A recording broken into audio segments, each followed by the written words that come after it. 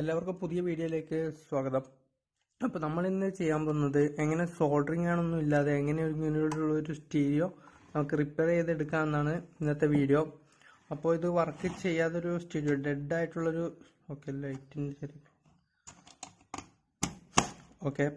ഇത് work ചെയ്യാതൊരു stereo ആണ്. നമുക്കിതൊന്ന് ഓണാക്കി നോക്കാം. ഒന്നും തന്നെ ഇല്ല, ഡെഡ് ആയതാണ്. ഇതെങ്ങനെ നമുക്ക് സോൾഡറിങ് ആണില്ലാതെ സിമ്പിളായിട്ട് ചെയ്തെടുക്കാമെന്നാണ്. നേരെ വീഡിയോയിലേക്ക് പോകാം.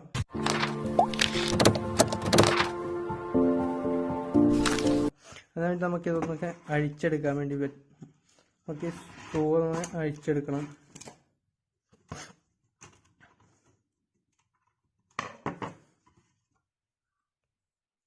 അപ്പോൾ നമ്മളിതിൻ്റെ സ്ക്രൂ ഒക്കെ അഴിച്ചെടുത്തിട്ടുണ്ട്. നമുക്കൊന്ന് മാറ്റി വയ്ക്കാം. നമുക്കിനി ഇതൊന്ന് തുറന്നു നോക്കാം, സ്റ്റീരിയോ ഒന്ന്.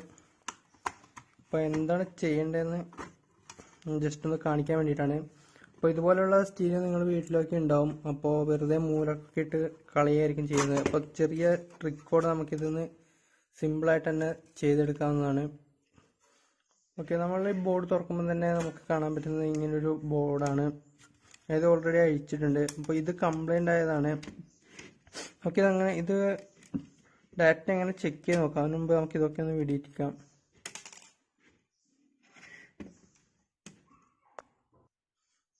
നമുക്ക് ആദ്യം തന്നെ ഈ ബോർഡിൻ്റെ അകത്ത് നമുക്ക് കാണാൻ പറ്റുന്നത് ഒരു ട്രാൻസ്ഫോമർ കൊടുത്തിട്ടുണ്ടാകും, ഒരു ആംപ്ലിഫയർ കൊടുത്തിട്ടുണ്ട്, പിന്നെ ബോർഡ് കൺട്രോൾ ചെയ്യേണ്ട ഒരു കൺട്രോളും കൊടുത്തിട്ടുണ്ട്. ഈ കൺട്രോളാണ് കംപ്ലൈൻ്റ് ആകുന്നത്.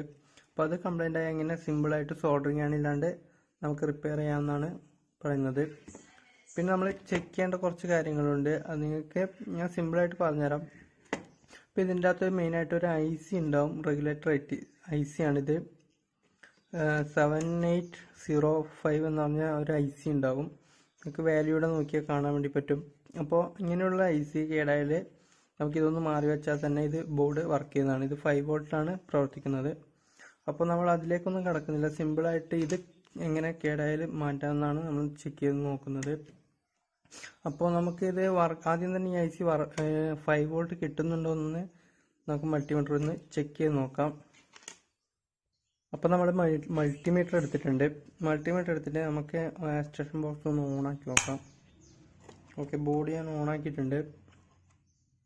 നമുക്കിനി ആവശ്യം ഈ ഡ്രൈവർ ബോർഡിലേക്ക് വരുന്ന കൺട്രോളർ ബോർഡിലേക്ക് വരുന്നൊരു വയർ, അതായത് 5 വോൾട്ട് ഇതിലാണ് വരുന്നത്. അപ്പോൾ ഇതിൻ്റെ 2 അറ്റം എവിടേക്കാണ് പോയിട്ടുള്ളത് നോക്കുക. നമുക്കവിടെ മൾട്ടിമീറ്റർ വെച്ച് നോക്കാം. അപ്പോൾ അവിടെ 5 വോൾട്ട് നമുക്ക് കിട്ടണം. മൾട്ടിമീറ്റർ റേഞ്ചിലിട്ടിട്ട് നമുക്കൊന്ന് അളന്ന് നോക്കാം. നിങ്ങൾ മൾട്ടിമീറ്ററിൽ എത്ര 5 വോൾട്ട് കിട്ടുന്നുണ്ടോ എന്ന് ചെക്ക് ചെയ്യുക.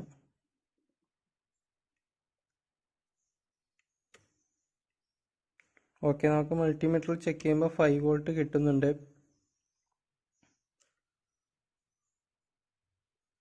അങ്ങനെ കിട്ടിയാൽ ഈ IC നമുക്ക് കൃത്യമായിട്ട് വർക്ക് ചെയ്യുന്നതാണെന്ന് മനസ്സിലാക്കാൻ വേണ്ടി പറ്റും.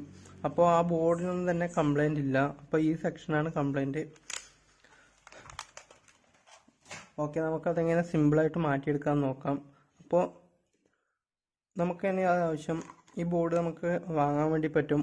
ഇതാണ് ആ ബോർഡ്. 300 രൂപ കൊടുത്താൽ അതിൻ്റെ റിമോട്ട് അടക്കം നമുക്ക് നമുക്ക് വാങ്ങാൻ വേണ്ടി പറ്റുന്നതാണ്. നമുക്കിതെങ്ങനെ റീപ്ലേസ് ചെയ്യാമെന്ന് നോക്കാം. അത് ഇങ്ങനെ കവർ പുറത്തേക്ക് എടുത്താൽ കാണാൻ പറ്റുന്നത് ഇങ്ങനെ ഒരു ബോർഡാണ്. അപ്പോൾ ഈ ബോർഡ് എങ്ങനെ നമുക്ക് ഫിറ്റ് ചെയ്ത് വെക്കാമെന്ന് നോക്കാം. അത് വളരെ സിമ്പിളാണ്.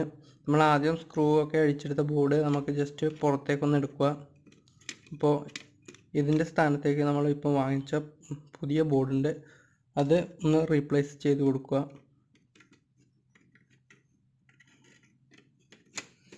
നമുക്ക് ഇതൊന്ന് സ്ക്രൂ ചെയ്തെടുക്കണം. അപ്പോൾ രണ്ടും സ്ക്രൂ ചെയ്തെടുക്കുക. നമ്മളങ്ങനെ രണ്ടറ്റവും കൃത്യമായിട്ട് തന്നെ സ്ക്രൂ ചെയ്തെടുത്തിരിക്കുകയാണ്. ഇനി നമുക്ക് നേരത്തെ 2 വയർ ഇതിൻ്റെ അകത്തുനിന്ന് വെടിയിപ്പിച്ചിരുന്നു. അപ്പോൾ അത് കൃത്യമായിട്ട് തന്നെ കൊടുക്കുക. ഇവിടെ ഒരു റെഡ് കവറിങ് ഉണ്ടാകും. അതിപ്പോൾ ഞാൻ അഴിച്ചിട്ടാണുള്ളത്, വെക്കാനുള്ള എളുപ്പത്തിന് വേണ്ടിയിട്ട് ലൂസായിരുന്നു. അപ്പോൾ നിങ്ങളിത് ജസ്റ്റ് ഇതിനകത്തേക്ക് ഇറക്കി വയ്ക്കുക. അതിൻ്റെ അകത്തൊരു കട്ടിങ് ഉണ്ടാവും, അതുപോലെ തന്നെ കയറുന്ന അതായിരിക്കും. അപ്പോൾ കൃത്യമായിട്ട് തന്നെ എളുപ്പത്തിന് നിങ്ങൾക്ക് ഇതേപോലെ മാർക്കിങ് കാണാൻ പറ്റും. അതുപോലെ തന്നെ കൃത്യമായിട്ട് ഇറങ്ങിപ്പോകുന്നതായിരിക്കും, വേറെ പ്രയാസമൊന്നും ഉണ്ടാവില്ല. ഒരേപോലെ തന്നെ ഒരു വയർ ഒരേ സെക്ഷനിൽ തന്നെ ഇരിക്കുകയുള്ളൂ. ഓക്കെ, നമുക്കതിനെ ഒന്ന് കണക്ഷൻ കൊടുക്കാം. ഓക്കെ, ജസ്റ്റ് ഒന്ന് ഇറക്കി വയ്ക്കുക വേണ്ടു, വേറെ പരിപാടിയൊന്നും ഇതിൻ്റെ അകത്ത് ചെയ്യേണ്ടതില്ല. ഓക്കെ, നമുക്കിവിടെ ഒരു മൈക്ക് കാണാൻ വേണ്ടി പറ്റും. അത് എക്സ്ട്രാ വെച്ചാണ്. പുതിയ ബോർഡിലൊക്കെ അതിൻ്റെ ഓപ്ഷൻ ഉണ്ട്, നമുക്കിതിൽ അതിൻ്റെ അകത്ത് കാണാൻ പറ്റില്ല. അപ്പോൾ ഇവിടെ ഒരു മൈക്ക് വെച്ചാൽ നമുക്ക് ഇത് ബ്ലൂടൂത്തായിട്ട് പെയർ ചെയ്യുമ്പോൾ നമുക്ക് ഇതിലൂടെ തന്നെ ഫോണൊക്കെ സംസാരിക്കാൻ വേണ്ടി പറ്റും. അതിനുവേണ്ടി എക്സ്ട്രാ ജസ്റ്റ് ഒന്ന് വെച്ചെന്നേ ഉള്ളൂ. ഓക്കെ, നമുക്കിതൊന്ന് ഈ ഓഡിയോ ഔട്ട്പുട്ടിൻ്റെ വയറും കൂടി ഒന്ന് കണക്ട് ചെയ്ത് നോക്കാം.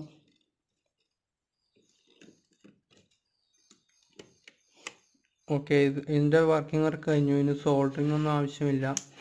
ഓക്കെ, നമുക്കിത് ഓണാക്കി നോക്കാം. ഇതിൻ്റെ പവർ കണക്ഷൻ ഇവിടെയാണ് വരുന്നത്. ഓക്കെ, നമുക്കിനി ബോർഡൊന്ന് വർക്ക് ചെയ്യിച്ച് നോക്കാം. ഓക്കെ, നമുക്കിവിടെ കാണാൻ വേണ്ടി പറ്റും.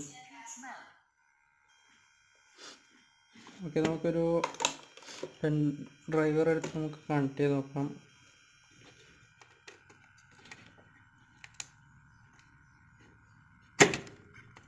By USB drive, FM mode.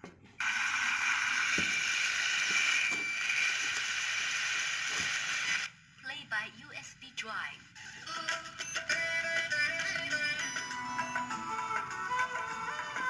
Okay, നമുക്കിത് കൃത്യമായിട്ട് തന്നെ വർക്ക് ചെയ്യുന്നത് നമുക്ക് കാണാൻ വേണ്ടി പറ്റും. ഓക്കെ, ഞാൻ അത് ഓഫാക്കിയിരിക്കുന്നു. ഓക്കെ, നമുക്ക് ഇത്രയേ ഉള്ളൂ വർക്ക്.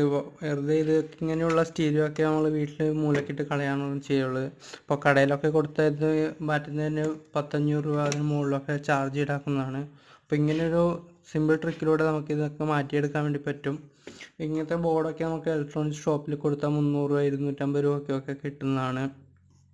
അപ്പോൾ ഈ വീഡിയോ ഇഷ്ടമാണെങ്കിൽ ലൈക്ക് ചെയ്യുക. ഇതുപോലുള്ള പുതുപുത്തൻ വീഡിയോ ആയിട്ട് കണ്ടുമുട്ടാവുന്ന പ്രതീക്ഷയോടെ സച്ചിൻ മണക്കാട്. Stay safe.